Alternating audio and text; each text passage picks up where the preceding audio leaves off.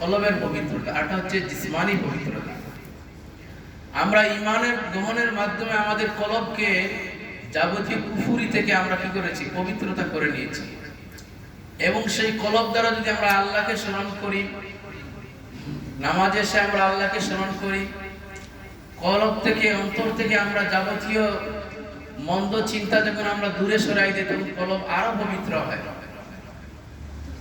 قد أفلح من تزكاها وذكر اسم ربه فصلاها।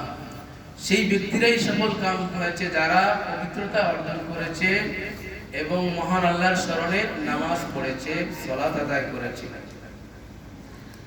প্রথমে আমরা আমাদের কলব থেকে আমরা পবিত্রতা অর্জন করলাম, কলবের ঈমানের মাধ্যমে, এবং যাবতীয় মন্দ চিন্তা দূর করে কলবের স্থান দিলাম আল্লাহর জিকির বা আল্লাহর স্মরণে। আমরা নামাজ এসেছি। নবীজি বলতেছেন যে আকিমুস সালাতা লিযিকরি, স্বয়ং আল্লাহই বলতেছেন হাদিসে কুদসিতে যে বান্দা নামাজ পড়ে আমার স্মরণে, আমার জিকিরে, আমার স্মরণে, আমার জন্য। তো এটা হলো ঈমানের আভ্যন্তরীণ ঈমানের পবিত্রতা। আর পরে আসলো শারীরিক পবিত্রতা, জিসমানি পবিত্রতা, শরীরের পবিত্রতা, পোশাক পরিচ্ছদের পবিত্রতা। এই জন্য নবীজি বলতেছেন যে এখানে বাহ্যিক পবিত্রতাকে লক্ষ্য করে বলতেছেন আত-তুহুরু শাতরুল ঈমান, যে পবিত্রতা হচ্ছে ঈমানের অর্ধেক অংশ। একটা হচ্ছে রুহানি আর একটা হচ্ছে জিসমানি। তো জিসমানি আগের যুগে যদি কাপড়ে কোথায় নাপাক লাগতো বা শরীরে কোথায় নাপাক লাগলে গোসল করা লাগতো, তো আমাদের নবীর শরীয়ত হচ্ছে কোথায় নাপাক হলে ওই জায়গাটা ধৌত করলে কি হয়ে যায়, পবিত্র হয়ে যায়।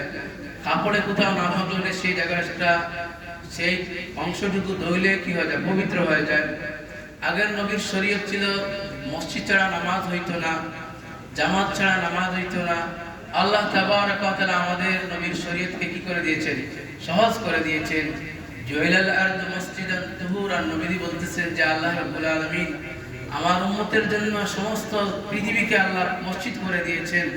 যখন যেখানেই নামাজের সময় হবে, আমার উম্মত যখন নামাজের সময় হয়ে যাবে, পৃথিবীর যে কোনো জায়গায় দাঁড়িয়ে যদি নামাজ পড়ে সেটা কি হয়ে যাবে, কবুল হয়ে যাবে।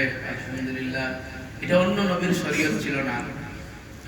তাই নামাজের আগে নবী বলতেছেন যে মিফতাহুল জান্নাতিস সালাত, মিফতাহুস সালাতিত তুহুর, যে নামাজের আগে নামাজের চাবি হচ্ছে পবিত্রতা অর্জন করা।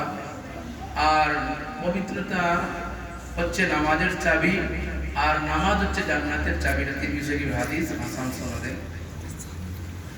তাহলে নামাজে আসার আগে আমরা জানি যে গোসল ফরজ হলে গোসল করতে হবে, না হয় ওযু করতে হবে। ওযুর যে নিয়ম কানুন আমরা যেটা জানি, ওযুর ফরজ 4টা আছে। সমস্ত মুখমণ্ডল ধৌত করা, অনুশোধন হাত ধৌত করা, মাথার 4 ভাগের 1 ভাগ মাসে করা, দুই পায়ের গোড়ালি সহ ধৌত করা। এইটা হচ্ছে ওযুর 4টা ফরজ। আর বাকিগুলো হচ্ছে সুন্নত মুস্তাহাব। এই 4টা ফরজ যদি কোনো ব্যতিক্রম হয় তাহলে ওযু হবে না। আর গোসলের যে 3টা ফরজ, যদি কোনো ব্যক্তির উপর গোসল ফরজ হয় তাহলে তার 3টা ফরজের কোনো একটা যদি সামান্যতম ব্যতিক্রম হয় তাহলে তার গোসল হবে না, সে পবিত্র হবে না। প্রথম হচ্ছে কুলি করা, নাকের ভিতরে পানি দিয়ে নাক পরিষ্কার করা এবং সমস্ত শরীর ধৌত করা। একটা নুনের গুড়া যদি শুকনা থাকে তাহলে তার ফরজ গোসল হবে না। আর প্রতিদিন যে আমরা স্বাভাবিক যেটা গোসল করি এটা হলো মুস্তাহাব গোসল, এটাতে সমস্যা নাই। তবে এটাতে যদি আমরা ওযুর যে 4টা গোসলের মাধ্যমে আবার ওযু হয়ে যায়, আবার গোসলের আগে ওযু করা হচ্ছে সুন্নাত। আমরা নামাজে যে ওযু করি এরকম ওযু করা হচ্ছে গোসলের আগে সুন্নাত, নবীজি করতেন, এটা বুখারী হাদিস। এবং যদি ফরজ গোসল আমরা করি তাহলে শরীরের কোথাও নাপাক লাগানো থাকলে ওযুর আগে প্রথমে নাপাককে পরিষ্কার করতে হয়, দূর করতে হয়, তারপরে নামাজের নিয়ে ওযু করতে হয়, তারপরে গোসল করতে হয়, তারপরে আর ওযু লাগে না, ওযু হয়ে গেল। এই হলো আমাদের পবিত্রতা অর্জনের একটা সিস্টেম।